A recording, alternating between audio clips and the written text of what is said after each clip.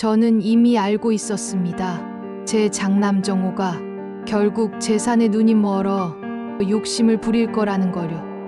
그래서 저는 같은 내용의 유언장을 두 부 준비했습니다. 하나는 정호가 데리고 온 변호사에게, 또 하나는 아무도 모르는 저만 알고 있는 오래된 지인 변호사에게 맡겼죠.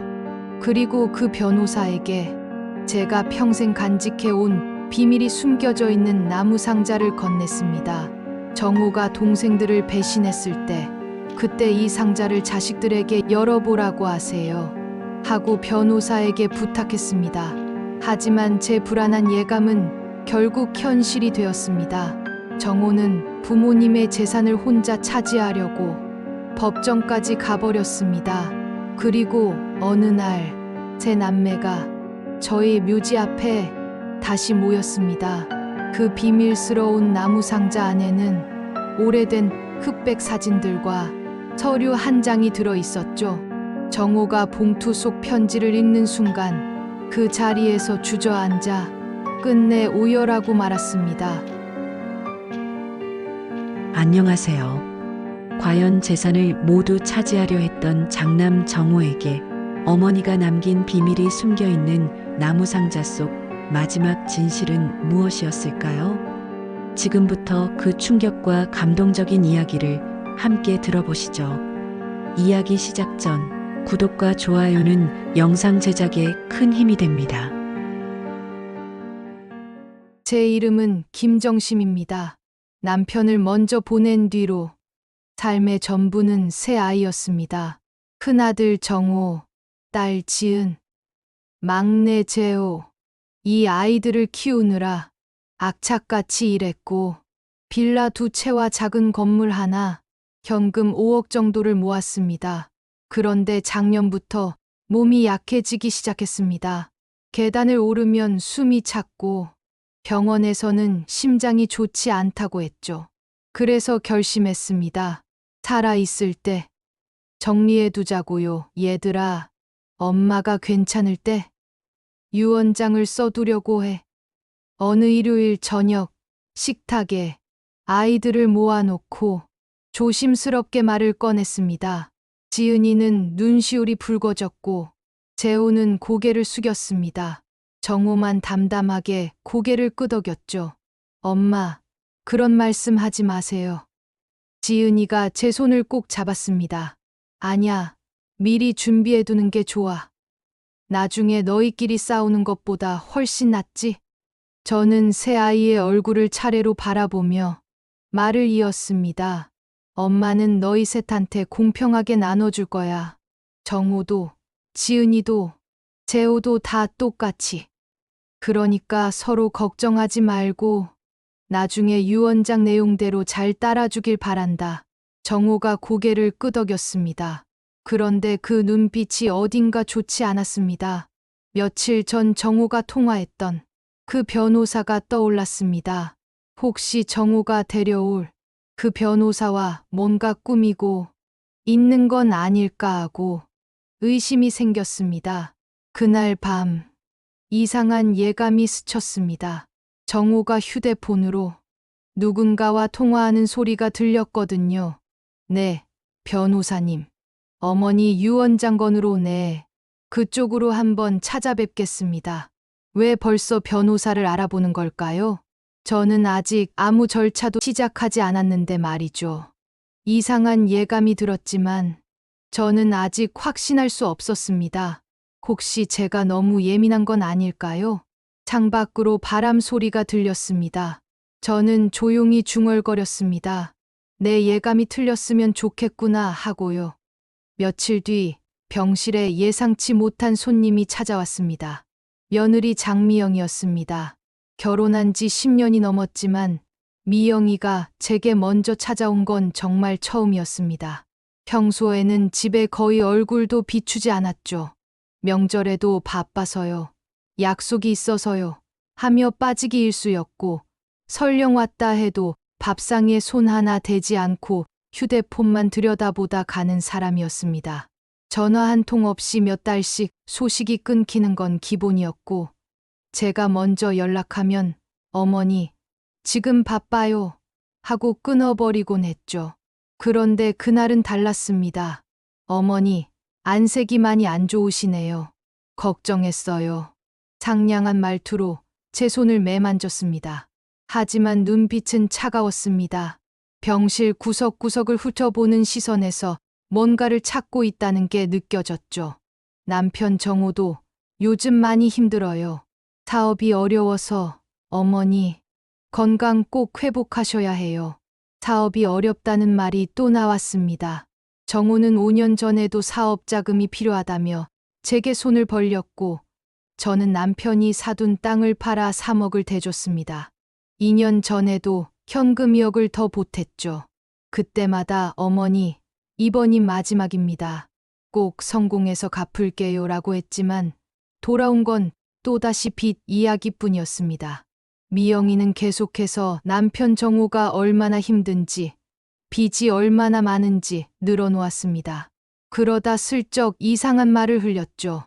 정호 오빠가 요즘 스트레스 때문에, 그러니까 친구들이랑 가끔 놀러 다니는데 거기서 좀. 말끝을 흐렸지만 제 귀에는 또렷하게 들렸습니다. 도박장에 드나든다는 뜻이었습니다. 사업 실패가 아니라 노름판에서 날린 돈이었던 거죠. 그제야 알았습니다. 이 사람이 왜 왔는지를요. 어머니, 유 원장 쓰신다고 하셨잖아요. 그거 쓰실 때 남편 정호가 장남이고 제일 힘드니까 좀 더 배려해 주시면 안 될까요? 순간 귀를 의심했습니다. 제가 아직 살아있는데 벌써 재산 분배를 재촉하다니요. 빌라랑 건물은 다 남편 정호 앞으로 하시고 지은이랑 재호는 현금으로만 조금씩 주시면 되잖아요. 애들은 아직 젊으니까 스스로 벌 수 있고요. 말을 마친 미영이는 만족스러운 표정으로 병실을 나갔습니다. 저는 한동안 움직일 수가 없었습니다. 며칠 뒤 저는 결심했습니다. 같은 내용의 유 원장을 두 부 만들기로요. 공증사무소에 가서 정식으로 유 원장을 작성했습니다. 건물과 땅, 빌라는 공평하게 세 남매가 나눠 갖도록 했습니다. 현금 5억 중 1억씩은 세 아이에게, 남은 2억은 한부모 재단에 기부하기로 했죠. 하나는 정호가 데리고 온 변호사를 통해 공증했습니다. 공증할 때 정호도 자리에 있었기 때문에 세 남매가 공평하게 나눠 갖는다는 내용을 정호도 똑똑히 알고 있었습니다. 그때 정호의 표정이 순간 굳어지는 걸 봤습니다. 유 원장 내용을 확인하고 변호사와 짧은 눈빛을 나눴죠. 무언가 마음에 들지 않는다는 표정이었습니다. 이때 이미 정호는 무언가를 계획하고 있었던 것 같은 예감이 들었습니다. 그리고 또 하나, 똑같은 내용의 유 원장과 평생 간직해온 비밀이 숨겨진 나무 상자를 제 오랜 지인인 이진우 변호사에게 비밀리에 맡겼습니다. 이진우 변호사님, 이 상자는 제가 죽고 나서 분쟁이 생기면 자식들에게 열게 해주세요. 상자 안에는 진짜 유 원장 원본과 짧은 메모, 녹음기, 그리고 아무도 모르는 비밀이 적힌 편지를 함께 넣었습니다. 혹시라도 정호가 유 원장의 손을 댄다면 이 상자가 아이들을 지켜줄 겁니다. 며칠 뒤 저는 지은이를 불렀습니다. 지은아, 잠깐 엄마 손 좀 잡아줄래? 지은이가 조심스럽게 제 곁에 앉았습니다. 며칠 전 일이 떠올랐습니다. 지은이가 병실에 왔을 때 저는 오래된 나무 상자를 꺼내 보고 있었습니다. 안에는 돌아가신 남편의 흑백 사진, 어린 정호를 안고 있는 사진, 그리고 세 남매가 함께 찍은 사진이 들어 있었습니다. 맨 밑에는 낡은 편지 봉투도 하나 있었죠. 엄마, 그게 뭐예요? 지은이가 물었을 때 저는 상자를 닫으며 말했습니다. 이건 아주 중요한 거야. 그리고 그 상자를 가방 깊숙이 넣어뒀습니다. 언젠가 이 상자가 필요한 날이 올 거라는 걸 알고 있었습니다. 오늘 저는 주머니에서 작은 명함 한 장을 꺼내 지은이 손에 쥐어줬습니다. 이진우 변호사님이야. 엄마가 죽고 나서 혹시 오빠가 이상하게 굴면 이 사람을 찾아가렴. 엄마, 무슨 말씀이세요? 아무 일 없으면 그냥 잊어버려도 돼. 근데 정말 만약에 오빠랑 싸우게 되면 꼭 이 사람을 찾아가. 알았지? 지은이는 눈물을 글썽이며 명함을 받았습니다. 제 손을 꼭 쥐었죠. 저는 창밖을 바라보며 조용히 중얼거렸습니다. 정호야, 내 욕심이 제발 여기서 멈추길 바란다. 바다까지는 가지 말아야 하는데 바람 소리가 창문을 흔들었습니다. 제 예감이 틀리기를 간절히 바랐습니다. 제가 세상을 떠난 건 그로부터 2달 뒤였습니다. 심장이 더 이상 버티지 못했습니다. 병실에서 마지막으로 본 건 새 아이의 얼굴이었죠. 지은이는 제 손을 꼭 쥐고 울었고 재호는 눈물을 참으며 고개를 숙였습니다. 정호는 창밖을 바라보고 있었습니다. 정호야, 엄마는 끝까지 내가 바다까지 가지 않길 바랐단다. 그래도 너를 한 번 더 안아주고 싶었는데 이제 손도 움직이지 않는구나. 제 눈에서 마지막 눈물이 흘러내렸습니다. 정호는 끝내 제 쪽을 보지 않았습니다. 장례는 조용히 치러졌습니다. 3일장이 끝나고 문상객들이 돌아간 뒤였습니다. 장례식장 곳곳에서 수군거림이 들렸습니다. 재산이 꽤 있으시다던데 건물이랑 빌라가 여러 채래요. 미영은 그 소리를 듣고도 웃으며 인사를 받았습니다. 정호는 내내 휴대폰을 들여다봤습니다. 변호사와 문자를 주고받는 것 같았죠. 장례가 끝나기 무섭게 정호가 말했습니다. 유 원장 얘기 좀 해야 할 것 같은데 아직 상주복도 벗지 않은 상태였습니다. 지은이가 눈을 크게 떴습니다. 오빠, 지금요? 엄마 보낸 지 하루도 안 됐는데 빨리 정리하는 게 엄마한테도 좋은 거야. 정호가 검은 봉투 하나를 꺼냈습니다. 그리고 그 옆에는 정호가 데리고 온 변호사가 서 있었습니다. 이건 어머니의 공식 유언장입니다. 변호사가 봉인된 봉투를 열었습니다. 공증 도장이 선명했습니다. 지은이와 재호가 긴장한 표정으로 바라봤죠. 변호사가 천천히 읽기 시작했습니다. 고 김정심 여사의 유언에 따라 부동산 전체는 장남 정호에게 상속합니다.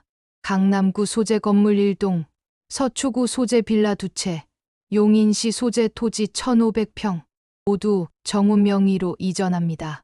순간 공기가 얼어붙었습니다. 현금 5억 원 중 1억 원은 장남 정호, 1억 원은 장녀 지은, 1억 원은 차남 재호에게 상속하며 남은 2억 원은 한부모 가정 지원재단에 기부합니다. 변호사가 유언장을 접었습니다. 지은이의 눈시울이 붉어졌습니다. 재호는 입술을 깨물었죠. 엄마가 공평하게 나눈다고 하셨는데요. 지은이가 떨리는 목소리로 말했습니다. 정호는 담담하게 대답했습니다. 엄마가 내 사정을 아셨잖아. 빚도 많고 사업도 힘들고 그래서 이렇게 결정하신 거 아닐까. 미영이 뒤에서 조용히 미소 지었습니다. 그 미소가 제일 서늘했습니다. 오빠, 그래도 이건 너무한 거 아니에요? 부동산이 거의 30억은 될 텐데. 지은이가 떨리는 목소리로 항의했습니다. 엄마가 분명히 우리 셋한테 공평하게 나눈다고 하셨어요. 오빠도 그날 식탁에서 같이 들었잖아요. 정호는 잠시 당황한 듯 보였지만 곧 침착하게 대답했습니다. 그때는 그렇게 말씀하셨어도 나중에 생각이 바뀌신 거야. 유 원장의 어머니 도장이 찍혀 있잖아. 공증도 됐고. 재호가 고개를 들었습니다. 주먹을 꽉 쥔 채 떨리는 목소리로 말했습니다. 형, 엄마가 정말 이렇게 쓰셨을까요? 몇 년 전에도 땅 팔아서 5억 줬잖아요. 그것도 모자라서 이번엔 부동산까지. 재호는 형을 의심하고 싶지 않았습니다. 하지만 이건 너무 이상했습니다. 재호야. 정호의 목소리가 차갑게 식었습니다. 법적으로 문제없는 유언장이야. 더 이상 말하면 가족끼리 보기 안 좋아. 미영이 뒤에서 조용히 고개를 숙였습니다.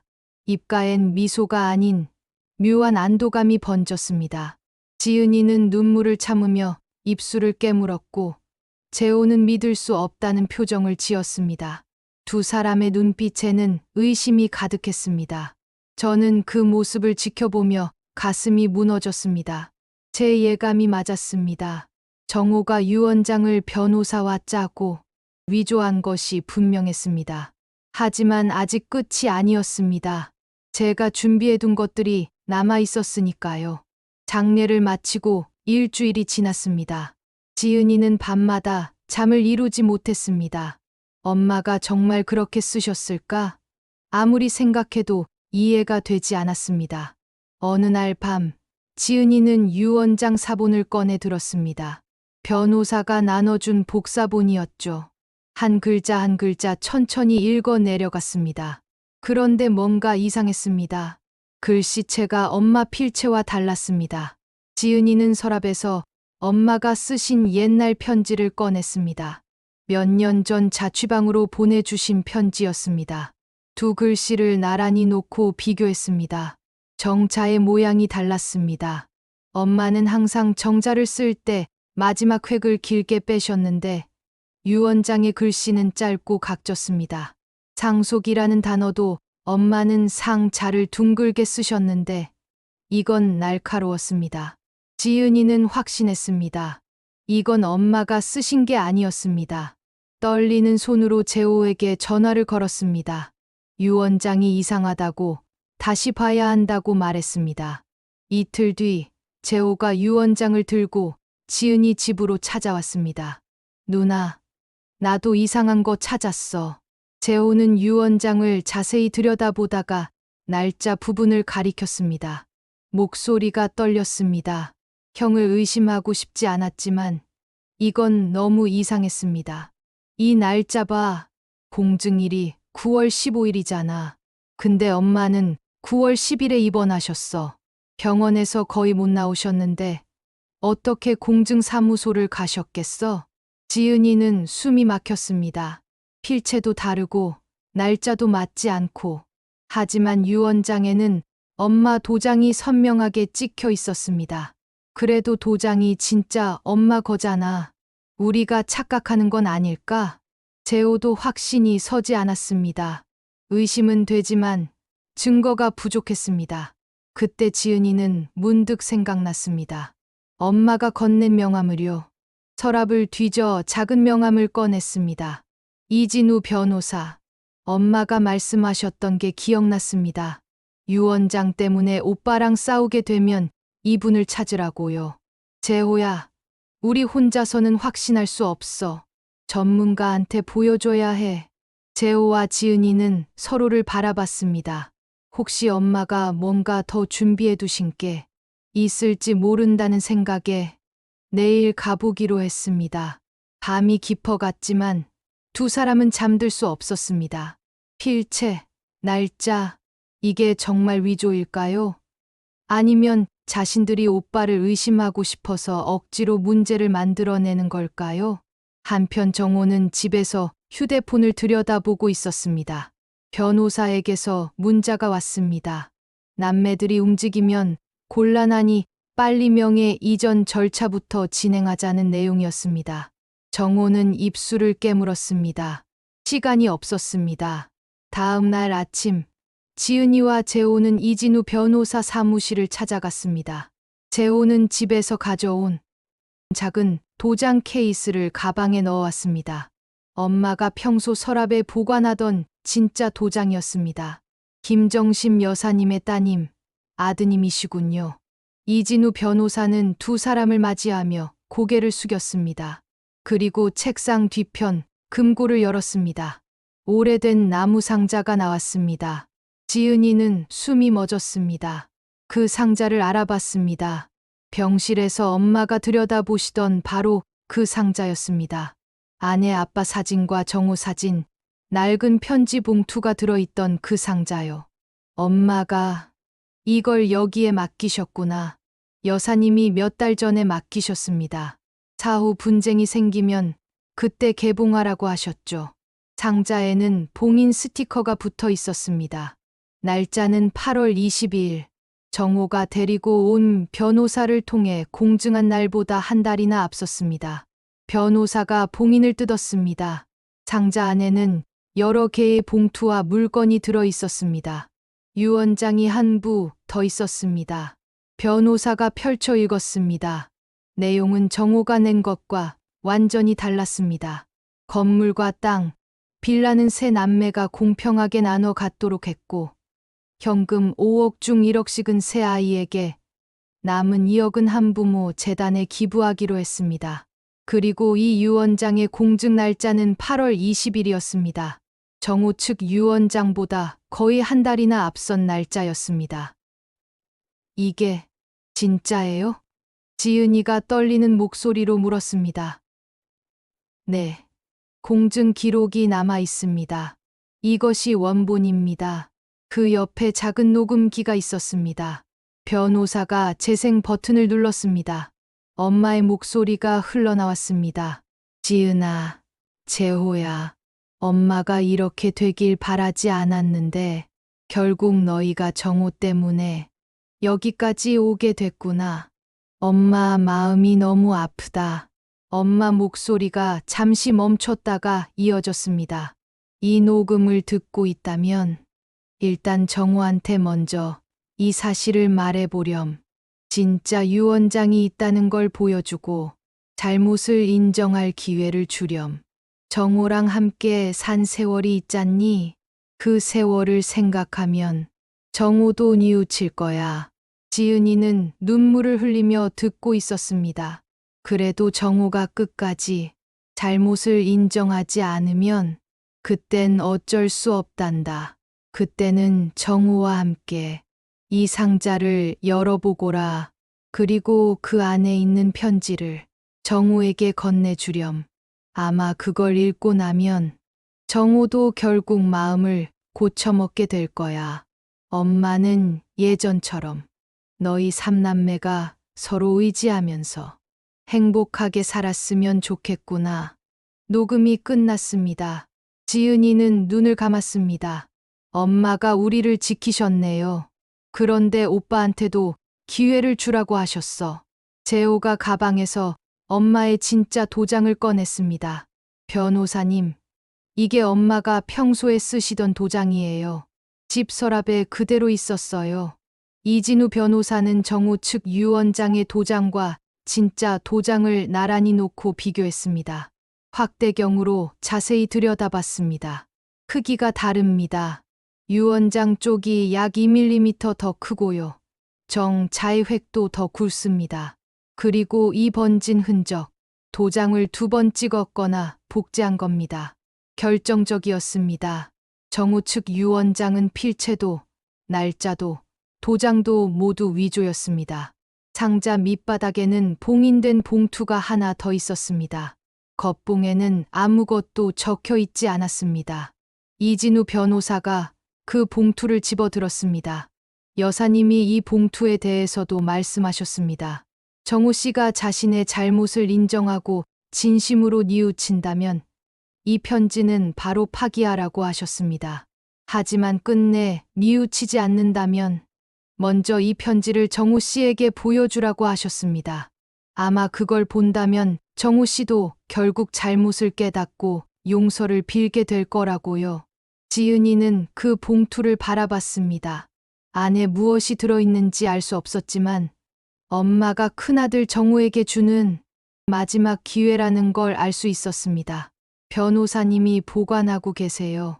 저희가 가지고 있으면 마음이 흔들릴 것 같아요. 변호사는 고개를 끄덕이며 봉투를 다시 금고에 넣었습니다. 저는 그 모습을 지켜보며 조용히 말했습니다. 정호야, 엄마는 끝까지 너를 믿고 싶었단다. 제발 이 기회에 잘못을 인정하렴. 사무실을 나서며 지은이가 재호에게 말했습니다. 이제 법정으로 가야 해. 재호는 고개를 끄덕였습니다. 형을 무너뜨려야 한다는 게 가슴 아팠지만 이건 정의의 문제였습니다. 사무실을 나서며 지은이가 말했습니다. 엄마 말씀대로 일단 오빠한테 먼저 말해보자. 기회를 주는 거야. 재호는 변호사에게서 받은 복사본 유언장을 가방에 넣었습니다. 원본을 가져갈 수는 없었습니다. 혹시라도 정호가 찢거나 빼앗을지 모른다는 생각이 들었기 때문입니다. 이틀 뒤 두 사람은 정호의 집을 찾아갔습니다. 문을 연 건 미영이었습니다. 화장을 진하게 한 얼굴에 냉소적인 미소가 걸려 있었습니다. 장례식 이후 처음 보는 모습이었는데 반갑게 맞이하기는커녕 비꼬는 말투로 인사했습니다. 거실에 정호가 앉아 있었습니다. 소파에 기대어 휴대폰을 보고 있다가 고개를 들었습니다. 지은이는 심호흡을 하고 입을 열었습니다. 오빠, 우리 아무리 생각해도 엄마 유언장이 위조된 것 같아요. 순간 정호의 표정이 굳었습니다. 뭐라고? 날짜도 이상하고 엄마가 우리한테 공평하게 나눈다고 하셨는데 정호가 버럭 화를 냈습니다. 무슨 소리냐고, 공증된 유언장을 의심하는 거냐고 소리쳤습니다. 어머니를 모욕하지 말라고 외쳤습니다. 미영도 옆에서 말도 안 되는 소리 하지 말라며 거들었습니다. 그때 지은이가 조용히 가방에서 복사본 유언장을 꺼냈습니다. 천천히 테이블 위에 놓았습니다. 그럼 오빠, 이건 뭐예요? 정호의 얼굴에서 핏기가 사라졌습니다. 이 유언장은 엄마가 오래된 지인 변호사한테 직접 공증받으신 거예요. 날짜도 오빠 것보다 한 달이나 앞서고 내용도 완전히 달라요. 엄마가 우리 셋한테 공평하게 나눠주신다고 되어 있어요. 지은이는 정호를 똑바로 쳐다봤습니다. 오빠가 낸 유언장이랑 이거랑 너무 다른데 오빠가 한번 설명해봐요. 정호는 유언장을 집어들었습니다. 손이 떨렸습니다. 눈으로 빠르게 훑어봤습니다. 공증 날짜, 내용, 도장. 미영이 옆에서 끼어들었습니다. 이게 진짜라는 증거가 어디 있냐고, 동생들이 만든 게 아니냐고 따졌습니다. 요즘 AI로 목소리도 얼마든지 만들 수 있다며 엄마 녹음까지 의심했습니다. 지은이는 참으려 했지만 미영의 말은 점점 더 심해졌습니다.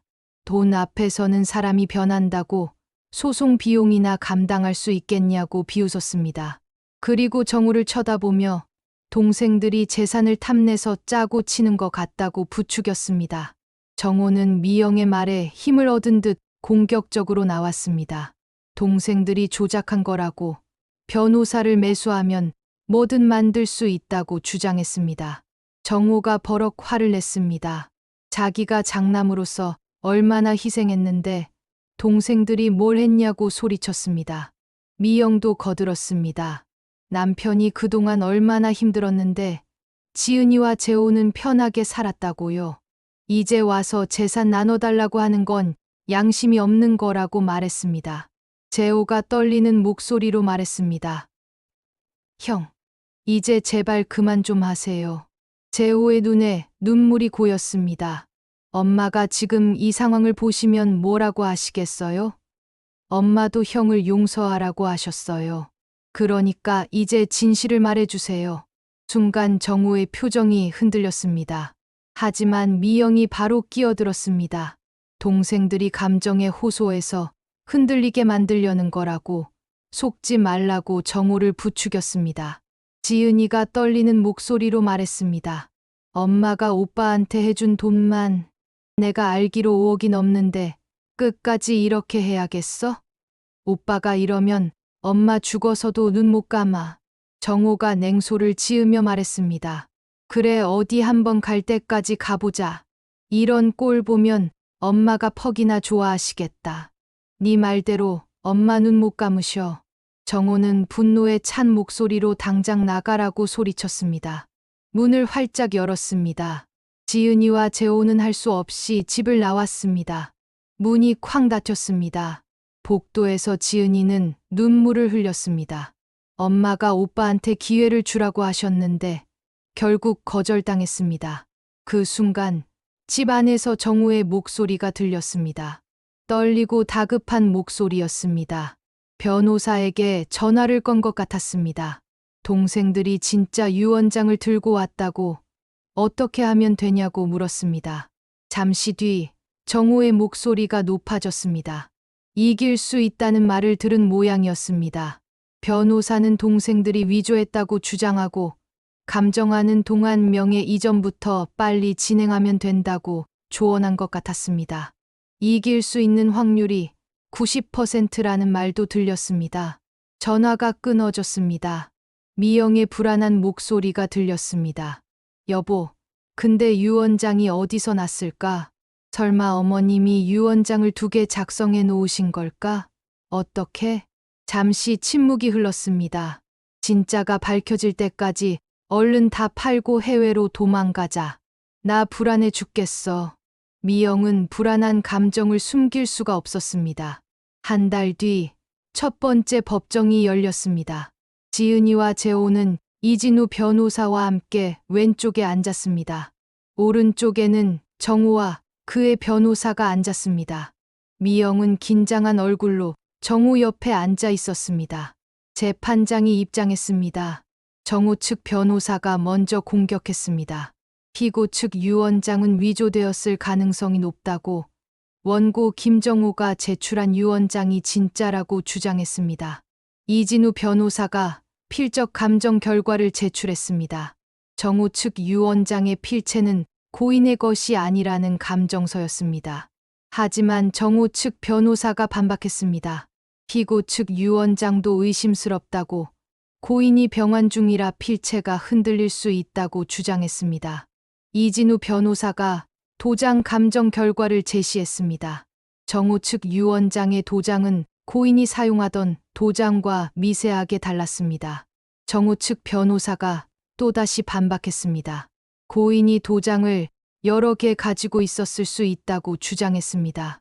이진우 변호사가 공증 날짜의 모순을 제기했습니다. 정우가 제출한 유언장은 2월 20일 공증이라고 되어 있었지만 그날 고인은 병원에 입원 중이었습니다. 하지만 정우 측 변호사는 병원 기록이 틀렸을 수도 있다고 주장했습니다. 오히려 피고 측 유언장의 1월 15일 공증도 조작되었을 가능성을 제기했습니다. 재판장의 표정이 심각해졌습니다. 증거들이 팽팽했습니다. 재판장이 말했습니다. 양측이 제출한 증거를 전문기관에서 재감정하도록 하겠습니다. 2주 뒤 재판을 계속하겠습니다. 땅땅땅 판사의 망치 소리가 법정을 울렸습니다. 그날의 심리가 그렇게 마무리되었습니다. 복도로 나온 정호는 긴장한 표정이었습니다. 미영도 불안해 보였습니다. 여보, 우리 이길 수 있는 거 맞지? 정호가 손을 꼭 잡았습니다. 걱정 마. 재감정 결과를 기다려보자. 2주가 흘렀습니다. 정호와 미영은 초조하게 시간을 보냈습니다. 지은이와 재호도 불안했습니다. 저는 그 모습을 지켜보며 조용히 중얼거렸습니다. 정호야, 욕심이 결국 널 더 깊은 어둠으로 끌고 가는구나. 2주 뒤 2번째 법정이 열렸습니다. 재판장이 재감정 결과를 발표했습니다. 필적 감정 결과, 2 유언장 모두 고인의 필체로 판단하기 어렵다는 의견이 나왔습니다. 고인의 병환으로 인해 필체가 불안정했을 가능성이 있습니다. 정호가 안도의 한숨을 내쉬었습니다. 도장 감정도 결정적이지 않습니다. 고인이 여러 도장을 사용했을 가능성을 배제할 수 없습니다. 미영이 정호의 손을 꼭 잡았습니다. 재판장이 말했습니다. 현재까지의 증거로는 어느 쪽 유언장이 진정한 것인지 판단하기 어렵습니다. 그러므로 본 재판부는 현 단계에서 결론을 내리기 어렵다고 판단합니다. 추가 증거 조사를 거쳐 3심에서 본 사안의 진위를 다시 다투기로 합니다. 정호는 불안한 마음으로 식은땀이 났습니다. 미영은 초조한 얼굴로 여보, 이제 어떻게 되는 거야? 재판을 또 해야 한다는 말이지? 그래, 하지만 우리가 유리해. 그 말을 듣는 순간 미영은 불안한 표정으로 말했습니다. 그럼 진짜 잘 되는 거지? 이길 수 있는 거지? 정호는 미소 지었지만 마음 한켠이 무거웠습니다. 그 순간 피고석 쪽에서 이진우 변호사가 조용히 서류를 정리하며 말했습니다. 3심까지 가야겠습니다. 이번엔 결정적인 증거를 제시해야겠습니다. 너무 걱정하지 마세요. 진실은 언제나 밝혀지는 법입니다. 지은이와 재호는 고개를 끄덕였습니다. 결과는 미뤄졌지만 이 싸움이 아직 끝나지 않았다는 걸 모두 알고 있었습니다. 일주일 뒤 지은이와 재호는 이진우 변호사와 다시 만났습니다. 3심 대비를 위한 대응 준비에 들어갔습니다. 새로운 증거와 감정 자료를 정리하며 다음 재판 일정 통보를 기다렸습니다. 그리고 두 사람은 깊은 고민에 빠졌습니다. 이제 엄마의 비밀 상자를 정우 오빠에게 보여줘야 할까? 하고요. 정우 역시 변호사와 3심 준비에 정신이 없었습니다. 미영은 벤츠 카탈로그를 펼쳐놓고 있었습니다. 휴대폰으로는 강남 아파트 매물을 검색하고 있었습니다. 여보, 이 차 어때? E클래스. 아니면 S클래스로 갈까? 미영은 이미 재판에서 이긴 것처럼 들떠 있었습니다. 정호는 불안한 표정으로 창밖을 바라봤습니다. 뭔가 찜찜했습니다. 아직 끝난 게 아니야. 무슨 소리야? 변호사도 우리가 유리하다고 했잖아. 3심은 그냥 형식적인 거라고. 미영은 벌써 부자가 된 것처럼 웃었습니다. 저는 그 모습을 보며 가슴이 미어지는 것 같았습니다. 끝내 자식들끼리 법정에서 진흙탕 싸움을 하고 있다는 것에 가슴이 찢어졌습니다. 하지만 진실은 반드시 드러난다는 것을 알고 있었습니다. 정호가 마음을 고쳐먹고 용서를 빌기를 바랐습니다. 3심 재판 일주일 전 지은이가 정호에게 전화를 걸었습니다. 엄마 묘지에서 만나자고 했습니다. 엄마가 꼭 보여주라고 하신 게 있다고요. 정호는 그날 밤 잠을 이루지 못했습니다. 미영은 불안한 얼굴로 거실을 서성이며 휴대폰을 들었다 놓기를 반복했습니다. 다음 날 오후 세 남매는 엄마 묘지 앞에 모였습니다. 재호가 오래된 나무 상자를 꺼냈습니다.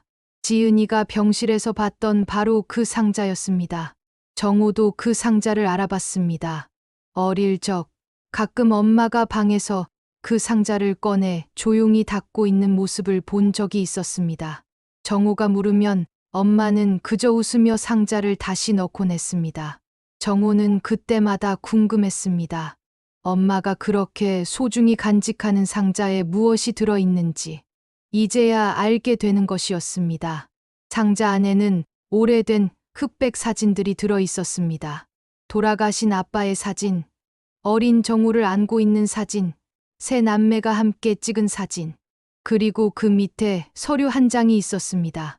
친자 확인서였습니다. 정호의 손이 떨렸습니다. 서류에는 또박또박 적혀 있었습니다. 김정심 여사와 최정우 씨는 생물학적으로 일치하지 않는다고요. 재호가 봉투를 하나 더 꺼냈습니다. 봉인된 편지였습니다. 엄마가 정호에게 남긴 마지막 편지였습니다. 지은이가 정호에게 편지를 건넸습니다.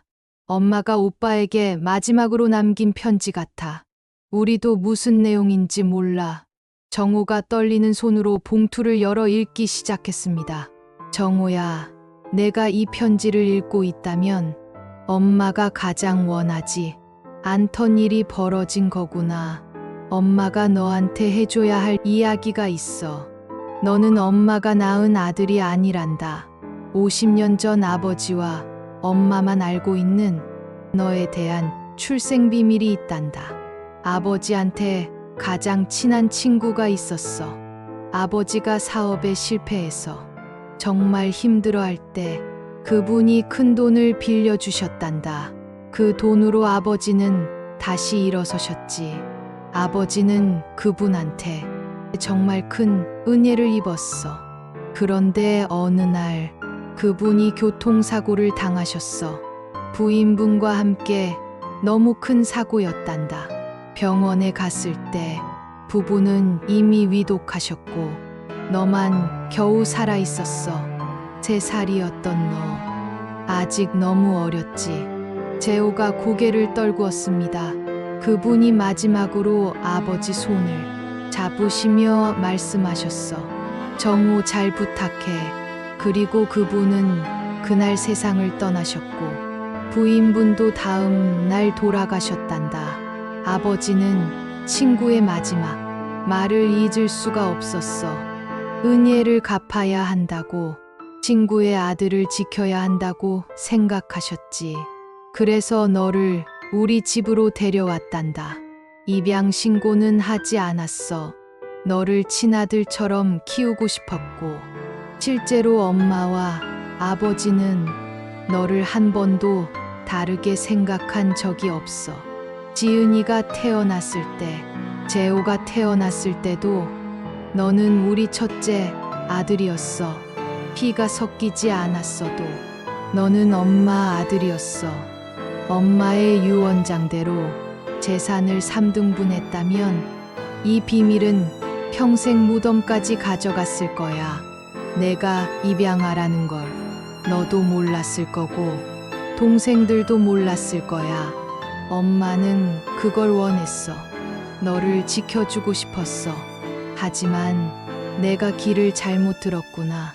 엄마를 속이고 동생들을 속이고 엄마는 끝까지 너를 믿고 싶었는데 정호야, 아버지 친구분이 마지막으로 너를 부탁하셨듯이 엄마도 너를 끝까지 사랑했단다.